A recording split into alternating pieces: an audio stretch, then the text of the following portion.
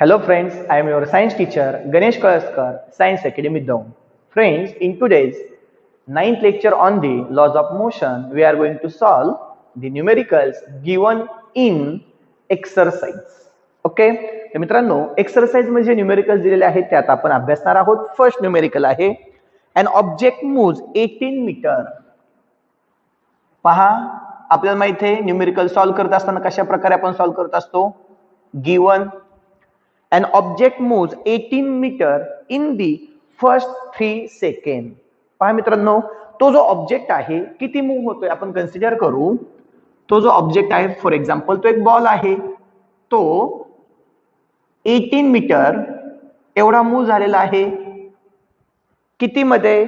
In 3 second, in the first 3 second. Time किती? 3 second. Done. मग मित्रांनो तुम्हाला माहित आहे, मग त्याने जे डिस्टन्स कव्हर केलेलं आहे त्याला मी सिम्बॉल देतो एस. ते किती? 18 मीटर. किती वेळेमध्ये मित्रांनो? 3 सेकंड. पुढे 22 metre in the next 3 second. म्हणजे तो पुढे जातोय मित्रांनो. 22 मीटर. तिथून तो पुढे गेला 22 मीटर. किती मध्ये? In next 3 second. मग मी इथे म्हणतोय आता मुद्दा, मग मला त्याला S1 म्हणावं लागेल, हे T1, कारण की आपल्याला दुसरे डिस्टन्स आलेले आहेत. S2 22 metre.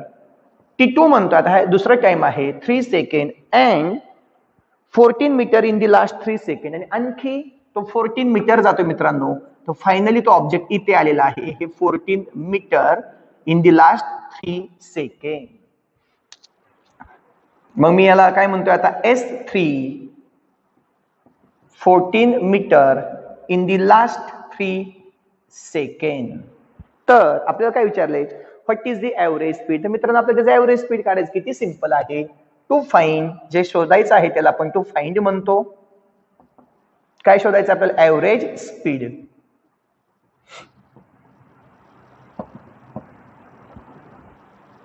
सोल्युशन. मित्रांनो तुम्हाला माहित आहे स्पीडचा फॉर्म्युला काय आहे? Distance travelled per unit time. Distance upon time हा स्पीडचा फॉर्म्युला आहे. पण इथे जे तुम्हाला डिस्टन्स दिले ते एक नाहीये, 1 2 3 डिस्टन्स आहेत. आणि त्याचबरोबर आपल्याला काय दिलेलं आहे? 3 टाइम्स दिलेले आहेत. म्हणून आपण नुसतं स्पीड न म्हणता आपण म्हणणार आहोत average speed. Formula average speed is equal to average speed is equal to. मग आता त्यांनी जे टोटल डिस्टन्स कव्हर केले, ऍव्हरेज नाही तर टोटल डिस्टन्स जे कव्हर केले ते upon total time. Total distance covered upon total time.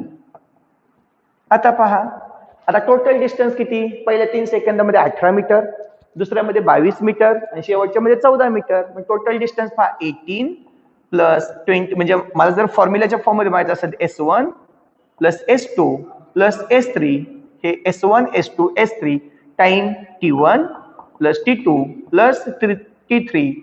पहा 18 plus 22 plus 14 upon 3 plus 3 plus 3 is equal to 8 plus 2 10 plus 4 14. Carrier आला 1, 1 प्लस 1 2, 2 प्लस 2 4, 4 प्लस 1 5 अपॉन 9.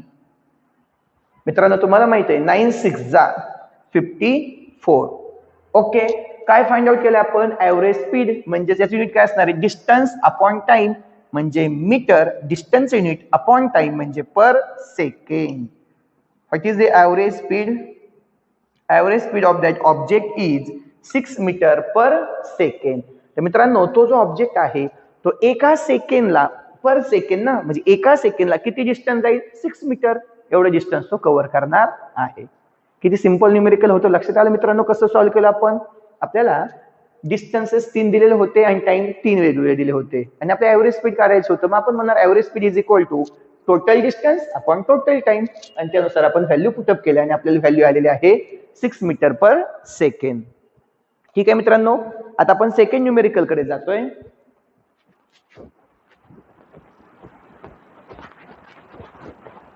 पहा काय दिलेलं आहे आपल्याला त्या न्यूमेरिकल मध्ये.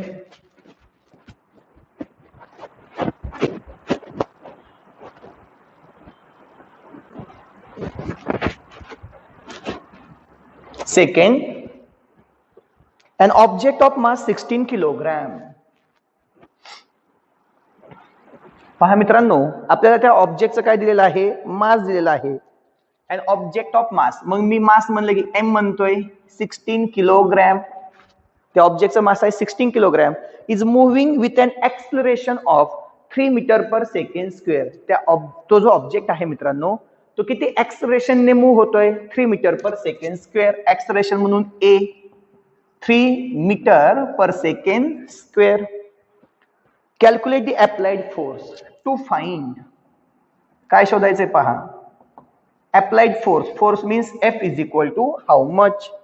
पुढे म्हणतायत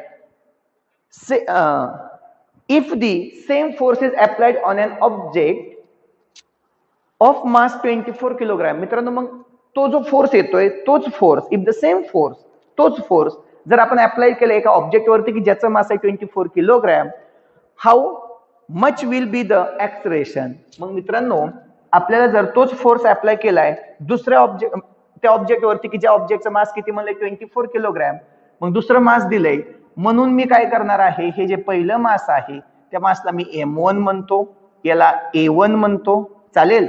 आणि आता फाइंड आउट काय करायचंय, मग त्याचं एक्सलरेशन, मग मी याला m2 म्हणतो, आणि टू फाइंड मध्ये मी काय म्हणतो आता a2. मी परत एकदा रिपीट करतो, समजून घ्या. त्यांनी काय म्हणलं आपल्याला, एक ऑब्जेक्ट आहे की ज्याचा मास आहे 16 किलोग्रॅम, तो मूव्ह होत असताना किती एक्सलरेशनने मूव्ह होतोय, एवढ्या 3 मीटर पर सेकंड स्क्वेअर. तर त्याच्यावरती किती फोर्स असेल, किती सिंपल आहे मित्रांनो. मग तो फोर्स आपण फाइंड आउट केला, आणि त्यांचं आता म्हणणं काय, सेम फोर्स, तो जो फोर्स मिळाला आहे आपल्याला, तो फोर्स जर आपण आता दुसऱ्या ऑब्जेक्ट वरती अप्लाय केला, इथे दाखवतो. हा एक ऑब्जेक्ट आहे आणि हा दुसरा ऑब्जेक्ट आहे. या ऑब्जेक्टचं मास किती आहे, 16 किलोग्रॅम. याच्यावरती याचा एक्सलरेशन किती आहे मूव्ह होत असताना, ते आहे 3 मीटर पर सेकंड स्क्वेअर. तर त्या ऑब्जेक्टचा फोर्स किती, आणि तो जेवढा फोर्स येतोय तोच फोर्स आपण दुसऱ्या ऑब्जेक्ट वरती लावतोय की ज्याचा मास किती आहे 24 किलोग्रॅम.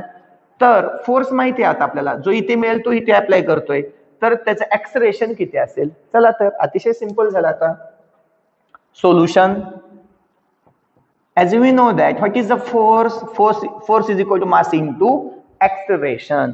पण मग आता मास आपण काय कन्सिडर केले, m1, एक्सलरेशन किती असेल a1. तर m1 ची व्हॅल्यू 16 किलोग्रॅम इंटू a1 3, म्हणजे याचा अर्थ 48. युनिट काय मित्रांनो, kilogram metre per second square. झालं. अशा प्रकारे इतकं इझी असतं मित्रांनो. तर फोर्स किती आला, 48. आता पुढे काय म्हणतायत, same force is applied on the other object of 24 kilogram. मग आता फोर्स माहिती आपल्याला किती आलाय, तो 48. एवढा फोर्स आलाय. तो किती मास असणार ऑब्जेक्टवर अप्लाय केलाय, 24 असणाऱ्या. तर एक्सलरेशन किती, मग आता पहा, याला मी 1 म्हणतो आणि आता याला 2 म्हणतो. हा 1 असेल आपला आणि हा आता 2. आपला फोर्स माहिती ऑलरेडी, तेवढाच फोर्स ना, म्हणजे हा एवढा आहे 48 kilogram metre per second square. ज्याचं मास दिले आपल्याला m2, किती दिलंय बाबा, 24 kg. आपल्याला काय फाइंड आउट करायचं मित्रांनो, a2 फाइंड आउट करायचं. आपल्याला माहिती आहे what is a force, it is a mass into acceleration. a2 किती easy. Therefore a2 is equal to f upon m2. हा इथे डिवाइडला जाईल, f अपॉन m2. f किती आपला फोर्स 48 अपॉन मास किती आले सांगा आता, मास किती दिले आपल्याला 24 इज इक्वल टू 2 जा 24 1 जा 24 24 2 जा 48. झालं तर. आणि what is the unit of acceleration, it is the metre per second square. जर मित्रांनो तुम्हाला लगेच लक्षात नाही आले तर तुम्ही ते जे युनिट आहे त्याच्यावर फाइंड आउट करू शकता. मला सांगा, फोर्थ युनिट काय आले आपलं, kilogram metre per second square upon mass unit काय, किलोग्रॅम. झालं. किलोग्रॅम कट, काय राहील युनिट मग, mass, sorry metre per second square. आपल्याला एक्सलरेशन किती मिळालं, मीटर पर सेकंड स्क्वेअर. किती इझी होता मित्रांनो न्यूमेरिकल हे, की हा प्रॉब्लेम किती इझी होता. फोर्स किती मिळाला आपल्याला, 48 किलोग्रॅम पर मीटर स्क्वेअर, आणि एक्सलरेशन मिळालं 2 मीटर पर सेकंड स्क्वेअर. लक्षात आला किती सिंपल होता हा न्यूमेरिकल. ठीक आहे. आता आपण थर्ड न्यूमेरिकल कडे जातोय. ए बुलेट हॅव्हिंग ए मास. मित्रांनो आता बुलेट म्हणलं की लक्षात घ्या, शक्यतो हा न्यूमेरिकल मी पुढे वाचण्याच्या अगोदर सांगतो, तुमच्याही लक्षात येईल. शक्यतो हा numerical law of conservation of momentum वरती असणार आहे. कारण आपण पाहिलं होतं when we fire the bullet from the gun then it shows the recoil movement or the recoil velocity. आपल्याला माहिती आहे ती जी गन आहे ती पाठीमागच्या साईडला येत असते. ओके, ऐका मग. A bullet having a mass of 10 gram and पहा given bullet okay having the mass m is equal to किती मास आहे त्या बुलेटचं 10 gram 10 gram and moving with a speed of u velocity u किती असणार आहे speed of 1.5 metre per second. पुढे म्हणतायत penetrates a thick wooden plank. मित्रांनो लक्षात घ्या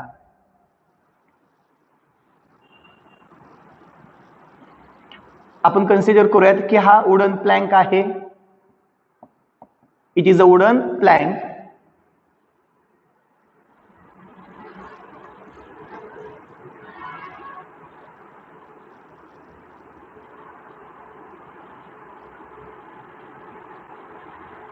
डायग्राम हे फक्त आणि फक्त कन्सेप्ट क्लिअर करून देण्यासाठी समजण्यापुरते असतात, त्या काय ऍक्युरेट असतात असं काय नाहीये. तर याच्यामधून मित्रांनो ही जी बुलेट आलेली आहे ही बुलेट इथे येऊन पेनिट्रेट करते. पाहता ही आहे बुलेट. आता म्हणणं काय पहा ए बुलेट ऑफ मास, त्या बुलेटचं मास किती आहे 10 ग्रॅम. 10 ग्रॅम हे त्या बुलेटचं मास आहे आणि तिची व्हेलॉसिटी किती आहे मास m आणि व्हेलॉसिटी काय 1.5 मीटर पर सेकंड. त्या व्हेलॉसिटीने ती जाते. Penetrate A thick wooden plank of mass 90 gram. मित्रांनो तो जो प्लॅंक आहे त्याचा मास किती आहे मास 90 ग्रॅम. त्या प्लॅंकचा मास दिलेला आहे. मुद्दा मी इथे मांडतो प्लॅंक हे सेपरेट का मांडतोय म्हणून तुम्हाला हे क्लिअर होईल म्हणून. मास आहे 90 ग्रॅम. मग आता तुम्हाला माहित आहे आता आपल्या बुलेट आहे प्लॅंक आहे म्हणून मग मी याला म्हणतो m1 याची इनिशियल व्हेलॉसिटी u1 याचं मास m2. पुढे काय म्हणलंय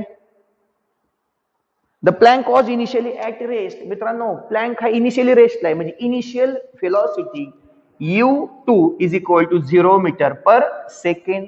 डन. पुढे म्हणतायत the bullet gets embedded in the plank and both move together. आता ही जी बुलेट आहे मित्रांनो ती त्या प्लॅंक मध्ये पेनिट्रेट होते and then both that bullet and plank. For example consider करा ही एक बुलेट आहे. इकडून फायर आपण काय केलंय गन फायर केली ती बुलेट आली. हा प्लॅंक आहे कन्सिडर करा. प्लॅंक वरती प्लॅंक मध्ये काय झाली पेनिट्रेट झाली and then both bullet and the plank moves with the same speed. लक्षात आहे मित्रांनो तो जो प्लॅंक ज्या जागेवरती होता plank initially at the rest. तो प्लॅंक इनिशियली काय होता रेस्टला होता. But when that bullet penetrate into that plank they both move with the same speed. Okay. मग पहा दोघांची फायनल व्हेलॉसिटी u2 म्हणजे v2 याची v1 फायनल व्हेलॉसिटी आणि याची फायनल व्हेलॉसिटी हे दोन्ही काय असणार आहेत सेम आहेत. ओके. कारण ते दोघे एका स्पीडने जातात. इथे कन्फ्युजन करू नका. ओके. मग मी असं म्हणतो v1 is equal to v2. दोघेही सेम आहेत मग आपण त्याला फी असं म्हणू. काय हरकत आहे दोन्ही सेम आहेत म्हणून आपण फी असं म्हणलेलं आहे. काय फाइंड आउट करायचं आहे डिटरमाइन दिअर व्हेलॉसिटी. तर त्यांची व्हेलॉसिटी फाइंड आउट करायची आहे म्हणजेच ज्या व्हेलॉसिटीने ते मूव्ह होत आहेत टू फाइंड फी ती व्हेलॉसिटी आपल्याला फाइंड आउट करायची आहे. किती व्हेलॉसिटीने ते दोघे मूव्ह होत आहेत. दोघांची व्हेलॉसिटी सेम आहे पण ती किती ही आपल्याला फाइंड आउट करायची आहे. पहा मित्रांनो आपण याला कसं सॉल्व्ह करतोय. आपल्याला माहिती आहे according to law of conservation of momentum. मित्रांनो काय सांगतोय आपल्याला हा लॉ आठवतोय total initial momentum is equal to total final momentum. म्हणजेच ती बुलेट त्या प्लॅंक वरती पेनिट्रेट होण्याच्या अगोदरचं त्या दोघांचं जे मोमेंटम आहे म्हणजे m1 u1 plus m2u2 is equal to m1 φ1 plus m2 φ2. But पण आपल्याला माहिती आहे बोथ त्यांची जी फायनल व्हेलॉसिटी आहे φ1 आणि ही φ1 कोणाची व्हेलॉसिटी पहा, मी इथे मुद्दाम असं म्हणतो फायनल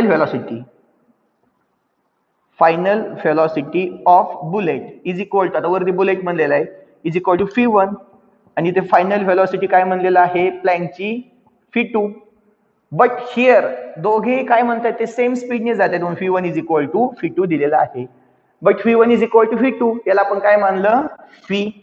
देअरफॉर मी खाली घेतो इथे direct, therefore m1 u1 plus m2 u2 is equal to m1 φ plus m2 φ. दोघे सेम आहेत ना मित्रांनो, दोघांच्या फायनल व्हॅल्यूज सेम आहेत, मी त्यांना φ असं म्हणलं. Therefore m1 u1 plus m2 u2 is equal to m1 plus m2 ब्रॅकेटच्या बाहेर φ. आपण φ काय केला आता कॉमन काढला. चला व्हॅल्यू पुटअप करायचे.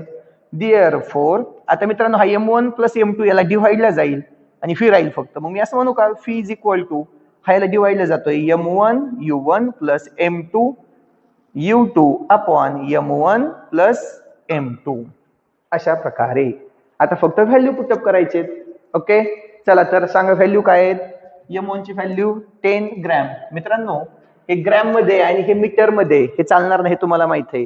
तर मीटर हे SI युनिट आहे आणि ग्रॅम हे SI नाही, हे CGS युनिट आहे. मग आपल्या ग्रॅमचं किलोग्रॅम करावं लागेल, माहिती असू द्या. मग 10 ग्रॅम म्हणजे 10 इंटू 10⁻³ किलोग्रॅम. 90 ग्रॅम म्हणजे 90 इंटू 10⁻³ किलोग्रॅम. ओके झालं तर m1 10 into 10⁻³ into u1 1.5 plus m2 90 into 10⁻³ into u2 0 upon m1 मास किती आहे m1 10 इंटू 10⁻³ प्लस m2 किती 90 इंटू 10⁻³ झालं. तर आता मित्रांनो सॉल्व्ह करा, मी इथे घेतो मुद्दाम त्याला. आता पहा 10 इंटू 1.5 किती झाले, ते झाले आता आपले 15 इंटू φ इज इक्वल टू, किंवा मी वरतीच घेतो आता व्हॅल्यू पुटअप करून झाले तर ऑलरेडी आपल्याला φ फाइंड आउट करायची, लक्षात घ्या.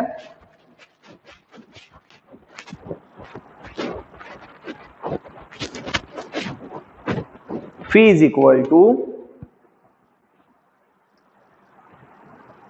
15 इंटू 10⁻³ मित्रांनो मला सांगा 90 इंटू 0 किती असणार आहे 0, त्याचा विषय संपला. अपॉन आता पहा 10⁻³ 10⁻³ आपण काय करणार आहोत कॉमन घेणार आहोत. 10 प्लस 90 किती झाले 100 इंटू 10⁻³ 10⁻³ कट झाले is equal to 15 upon 100 is equal to 0.15 metre per second. मित्रांनो लक्षात घ्या आता इनिशियल मुवमेंट. आता हे पहा हे आपलं न्यूमेरिकल बरोबर आले का चूक आले हे कसं ओळखायचं ते सांगतो. आपलं जे आन्सर आले ते ती जी बुलेट होती त्या बुलेटची इनिशियल व्हेलॉसिटी किती होती 1.5 मीटर पर सेकंड. बघा 1.5 होती.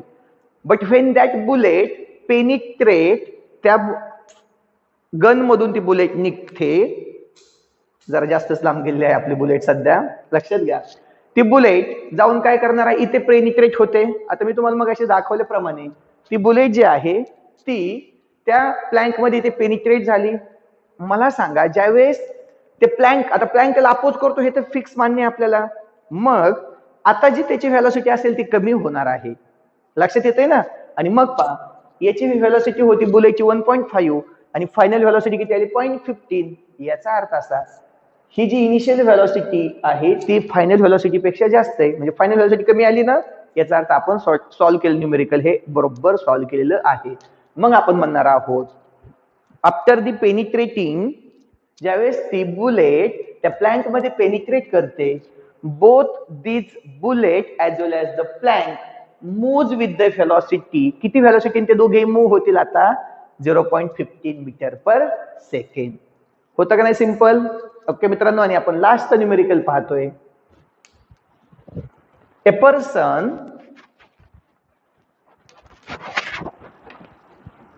पहा,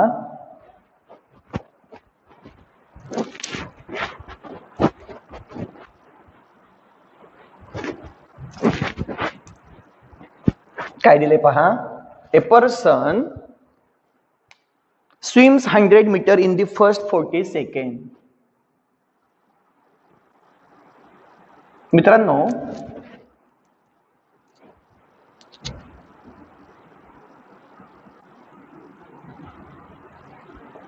कन्सिडर करा हे वॉटर आहे, त्यामध्ये हा जो पर्सन आहे तो काय करतोय, स्विम करतोय. Okay, done. तो पर्सन त्या वॉटर मध्ये तो स्विम करतोय. काय म्हणतायत ते, swims 100 metre in the first 40 second. इथून इथपर्यंत तो 100 एवढं अंतर जात असताना 100 मीटर तो किती वेळेमध्ये गेलेला आहे, इन 40 सेकंड.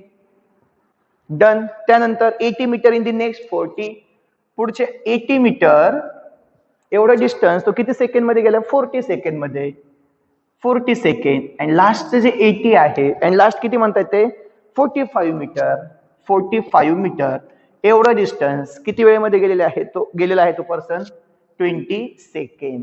डन. आणि तो मग आता फायनल इथे आलेला आहे तो person. What is the average speed. मित्रांनो, आपण जे फर्स्ट न्यूमेरिकल सॉल्व्ह केलं ते सेम तसंच आहे. पहा, given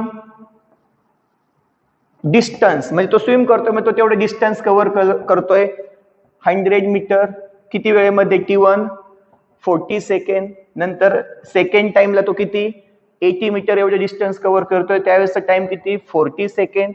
and last one S3 तो किती डिस्टन्स कव्हर करतोय 45 metre in time 20 second. To find, काय फाइंड आउट करायला सांगितले आपल्याला, ऍव्हरेज स्पीड. मित्रांनो, तोच फॉर्म्युला आपण मगाशी पाहिलेला. सोल्युशन मध्ये ऍव्हरेज स्पीड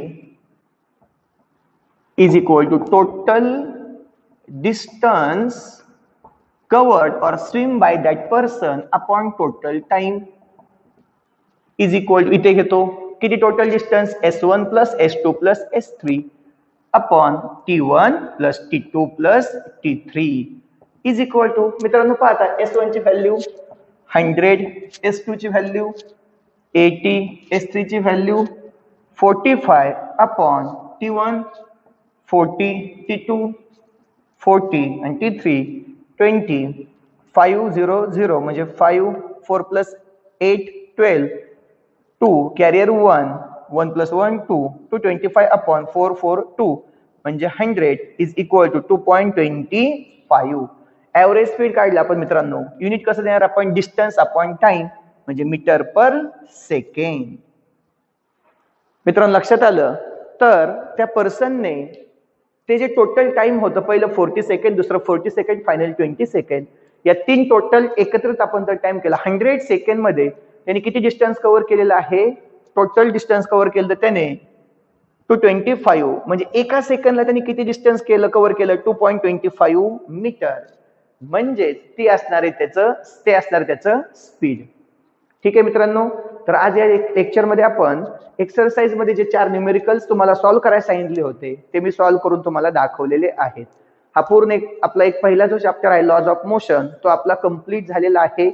या वीक मध्ये संडेला आपण यावरती टेस्ट कंडक्ट करणार आहोत, त्यामुळे तुम्ही याची पूर्ण तयारी करून ठेवायची आहे. आपण आता जो नेक्स्ट टॉपिक पाहणार आहोत किंवा नेक्स्ट जो चॅप्टर पाहणार आहोत तो आता आपण केमिस्ट्री डिपेंडेंट पाहणार आहोत. तुम्ही म्हणाल तर ते कसं, कारण आपण आता हा जो फर्स्ट चॅप्टर अभ्यासा तो लॉज ऑफ मोशन आहे. मित्रांनो सेकंड, थर्ड, फोर्थ हे जे चॅप्टर्स आहेत हे फिजिक्स डिपेंडेंटच आहेत, म्हणजे फिजिक्स सब्जेक्ट जो असतो 11th त्याच्या डिपेंडेंट आहेत. मग आता आपण एक जो चॅप्टर अभ्यासतोय तो फिजिक्स डिपेंडेंट आहे. आता आपण दुसरा जो चॅप्टर अभ्यासणार आहोत तो असणार आहे chemistry dependent. Okay friends, thanks.